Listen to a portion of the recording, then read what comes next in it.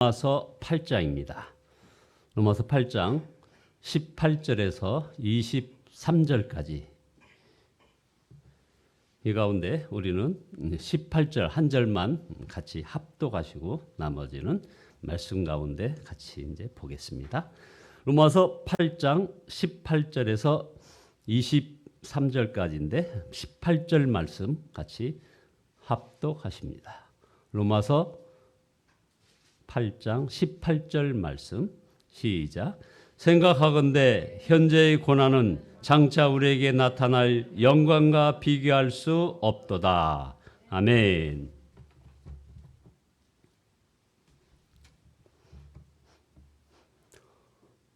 로마서 강해를 쭉 진행하고 있습니다. 헬라어 성경에는 이 로마인들에게라고 해서 프로스 로마이우스 이렇게 묘사되는 바로 그 로마서입니다.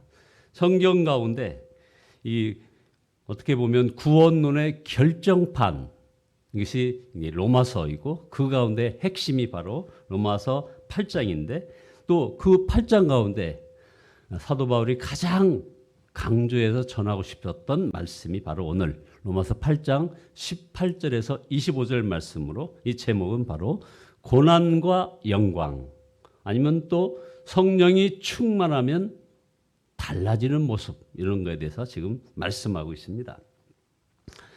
우리는 우리 안에 역사하시는 그 영을 정말 잘 분별해야 합니다.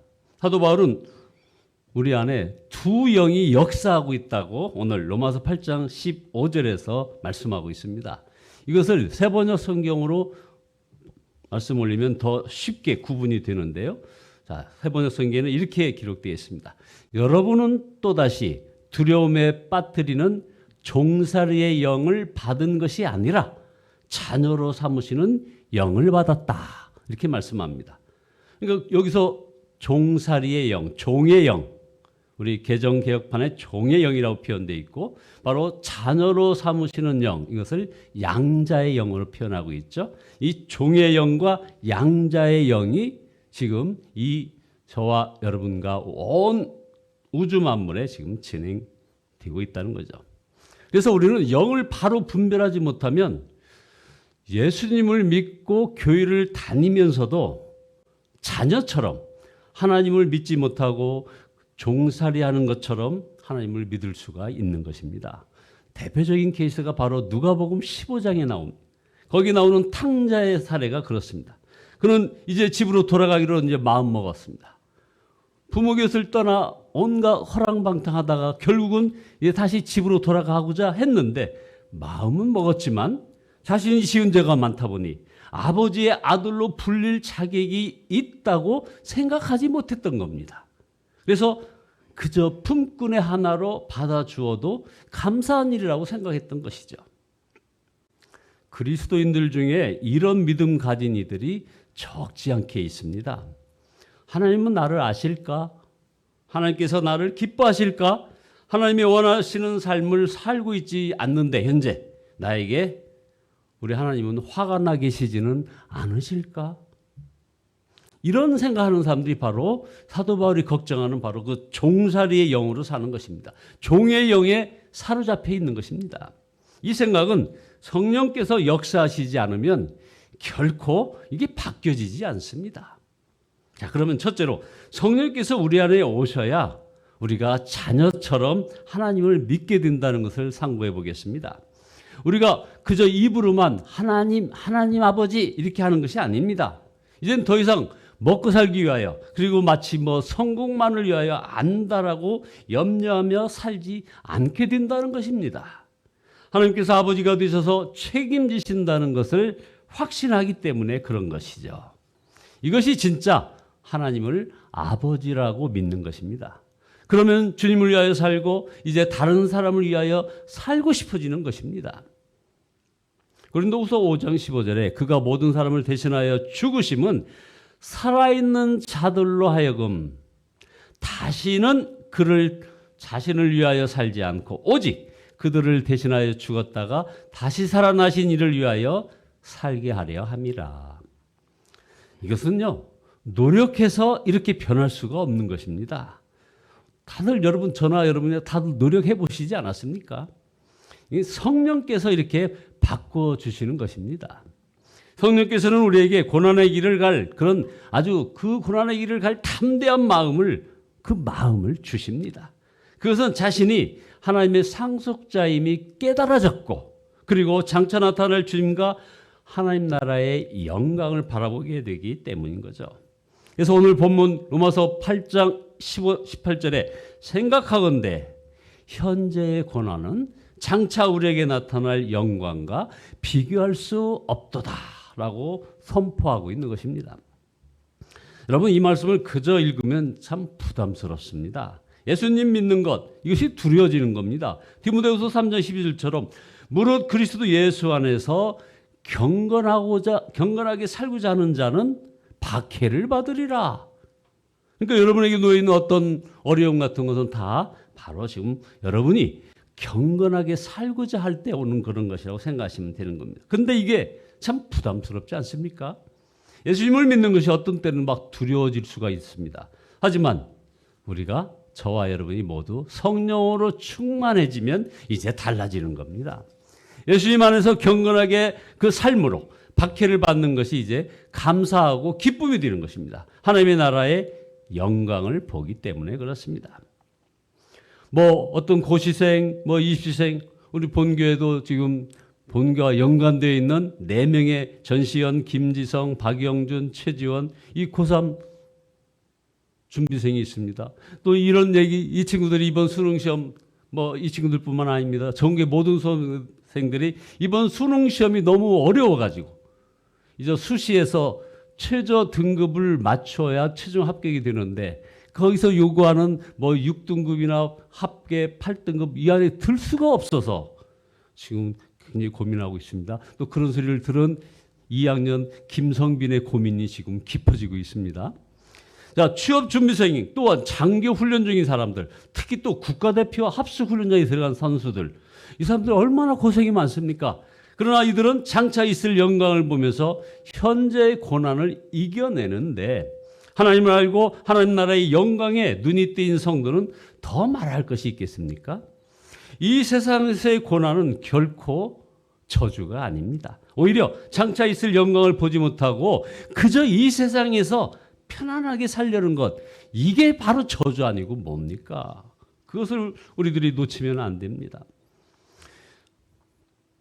예수님은 분명히 제자들을 고난의 길, 십자가의 길로 부르실 때 조금도 미안해하시거나 부탁하시거나 사정하시거나 주저하지 않으시고 그냥 당당하셨습니다.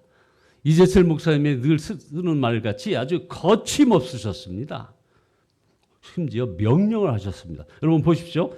그 예수님께서 부자 청년을 만났습니다. 물론 본인이 찾아왔죠. 본인이 자랑 신나게 합니다. 그러나 예수님이 이렇게 지켜보시면서 조금도 망설임 없이 그 청년한테 요청합니다. 모든 재산을 가난한 자들에게 다 나누어 주고 나를 따라오라고 하셨습니다. 아니, 이렇게 생면부지의 청년에게 예수님께서는 그렇게 말씀하신 것은 그를 사랑하셨기 때문이라고 했습니다. 이 말은 고난의 길, 십자가의 길이 진정한 축복의 길임을 분명히 아셨기 때문 아니겠습니까? 복 받으려고, 잘 되려고, 문제 해결을 받으려고 예수님을 믿는 것, 이것은 진정 예수님을 믿는 것이 아닙니다. 거기에는 좀 부족한 면이 있습니다. 예수님을 믿었으니 이미 충분히 행복해진 것 아닙니까? 자, 받을 축복 다 받지 않았습니까? 보십시오. 영생을 받지 않았습니까? 어느 누가 이런 영생을 받을 수 있습니까? 바로 우리가 예수님을 진정으로 믿었기에 이 영생이 우리에게 주어진 거 아니겠습니까? 최고의 복 아닙니까? 그리고 저와 여러분이 도대체 날마다 회개하고 또 죄짓고 또 동일한 죄를 반복해서 짓지 않습니까? 습관적으로. 그런 우리를 또 죄사함을 주셨다는 거, 이거 얼마나 큰 축복입니까? 얼마나 행복한 요소가 되었습니까? 또 우리를, 저와 여러분을 의롭다 인정받았다는 겁니다. 그래서 하나님의 자녀가 되었습니다. 그래서 주님이 마음에 오셔서 우리와 영원히 동행해 주신다는 이 축복, 이걸 누가 받습니까? 자, 그러니 그런 복을 받은 저와 여러분이 부족한 것이 무엇이 있습니까? 이 세상에서 좀 더 가지고 사는 것은 이제 주셔도 그만, 안 주셔도 그만인 것이죠. 이제 남은 삶은 주를 위해 사는 것입니다. 성령님이 바로 이런 눈을 뜨게 해 주신 것입니다. 둘째로 성령께서 오실 때 일어나는 또 하나의 놀라운 변화가 있습니다. 이것은 주님의 날을 기다리는 사람이 된다는 것입니다. 19절에서 모든 피조물들도 간절히 기다린다면서 이렇게 말씀하십니다. 로마서 8장 19절에 피조물들이 고대하는 바는 하나님의 아들들이 나타나는 것이니, 자, 그것은 아담과 하와가 범죄했을 때 모든 피조물도 저주를 받았기 때문에 그런 것입니다. 지금 여러분들 이 자연이 참으로 아름답고 웅장해 보입니다. 저도 오늘 이제 진주를 내려가지만 가다가 지리산, 그 다음에 내장산, 거기에 아마 정말 마지막 단풍의 모습을 고속도로 상에서도 볼 수 있을 것입니다. 얼마나 아름답고 그리고 정말 웅장한지요. 그런데 알고 보면 그 속에 고통 속에 있다는 것을 또 알게 됩니다. 바로 그들 썩어짐의 종살이를 하고 있는 거죠. 그래서 피조물들이 주의 날을 기다린다는 것입니다. 성도들은 더욱 그렇습니다. 기다리는 사람들입니다. 로마서 8장 23절에 그뿐 아니라 또한 우리 곧 성령의 처음 익은 열매를 받은 우리까지도 속으로 탄식하여 양자될 것 곧 우리 몸의 속량을 기다리느니라. 자, 성도들이 고대하고 신음하는 것은 성령께서 오셨지만 우리 몸은 여전히 악한 영향력에서 자유롭지 못하다는 것입니다. 그렇죠? 그래서 우리들 속에는 여전히 이기심과 욕심, 혈기, 그리고 음란함으로 인해서 내적 고통을 다들 겪고 있습니다. 그래서 몸도 온전히 변화되고 죄에 대하여 완전히 승리하고 그 거룩한 본성이 회복되는 날이 오기를, 그 날이 오기를 갈망하는 것입니다. 성령의 사람은 이처럼 사는 것이 다르다는 겁니다. 바로 하나님 나라를 기다리며 사는 것입니다. 그래서 24절에 우리가 소망으로 구원을 얻었음에 보이는 소망이 소망이 아니니 보는 것을 누가 바라리요? 만일 우리가 보지 못하는 것을 바라면 참음으로 기다릴지니라. 이렇게 기다림, 인내는 너무나 중요한 성령의 역사입니다. 요한계시록 보면 하나님 앞에 서는 성도의 가장 중요한 덕목이 바로 이 인내입니다. 계시록 14장 12절에 성도들의 인내가 여기 있나니 저희는 하나님의 계명과 예수 믿음을 지키는 자니라. 기다림, 인내가 얼마나 중요한 것인지 깨달으려면 인생의 보는 눈이 열려야 하는 것입니다. 지금 수많은 책들, 성공학, 처세술, 자기개발의 책들 한결같이 인생을 산을 오르는 것이라고 표현을 하죠. 그리고 어떻게 하면 정상의 자리에 오를 수 있을지 그 비결을 알려주고 있습니다. 그래서 수많은 사람들이 인생을 망치고 있는 것입니다. 셋째로, 인생은 성공하기 위해서 사는 것이 결코 아니라는 겁니다.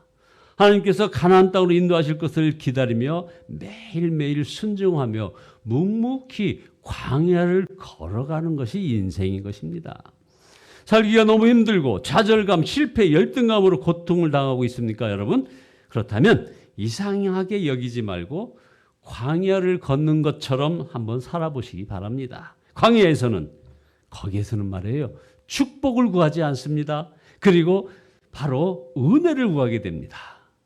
자, 여러분 뭔가 시사하는 바가 있지 않습니까? 이 광야에서는 축복을 구하지 않고 은혜를 구하게 된다는 겁니다. 황금이 아니라 생수를 달라고 기도하는 거죠. 곡간을 채워달라고 기도하는 것이 아니라 일용할 양식을 달라고 기도해야 한다는 거죠. 좋은 집이나 은금이 이게 정식되지 않았다고 원망하고 불평하지 않습니다. 광야에서는 만나 내려주시는 것만으로도 감사하는 것 아닙니까? 장막에 머물 수 있는 것만으로 감사합니다. 그래서 심지어 어뱀나무 그늘이 있는 것으로도 감사합니다. 광야에서는 하루하루 살아가는 것만으로도 감사합니다. 여러분 이 감사 주간에 이런 감사가 있기를 정말 축원드립니다. 축복의 장마비가 아니라도 이슬 같은 은혜에도 감사하게 되는 거죠.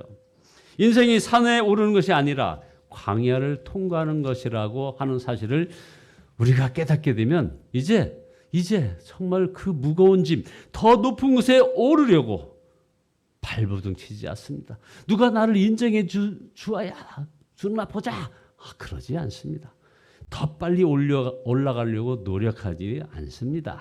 여전히 이제는 예수님과 이제는 동행하는 것이 무엇인지 이거에 관심이 꽂힙니다.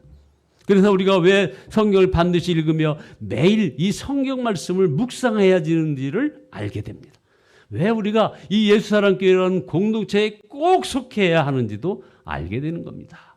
여러분, 교회를 떠나서 방황하는 가난한 성도들 지금 이제 500만을 넘어서 700만이 됐다고 막 지금 난립니다. 앞으로 더 생길 거라고 합니다. 그거 비성경적입니다. 절대 하나님의 뜻이 아닌 것입니다. 이렇게 광야를 사는 삶을 살게 되면 교회의 공동체에 꼭 속해야 되는지를 알게 된다 이 말입니다. 바로 하나님의 사람들이 살아갈 길을 이해하게 되는 것입니다. 결론입니다. 성도 여러분, 마음에 어떤 영이 역사하고 계십니까? 두려워하는 종살이의 영으로 살고 계십니까? 아니면 양자의 영으로 살고 있습니까? 돈 걱정하며 사느라고 누구 한번 제대로 도와주지도 못했고 그 고난을 두려워하느라고 하나님 말씀대로 한번 살아보지 못했고 주님의 재림을 생각하지도 못하고 그저 세상만 바라보고 살지는 않았습니까? 이제 돌이키셔야 합니다.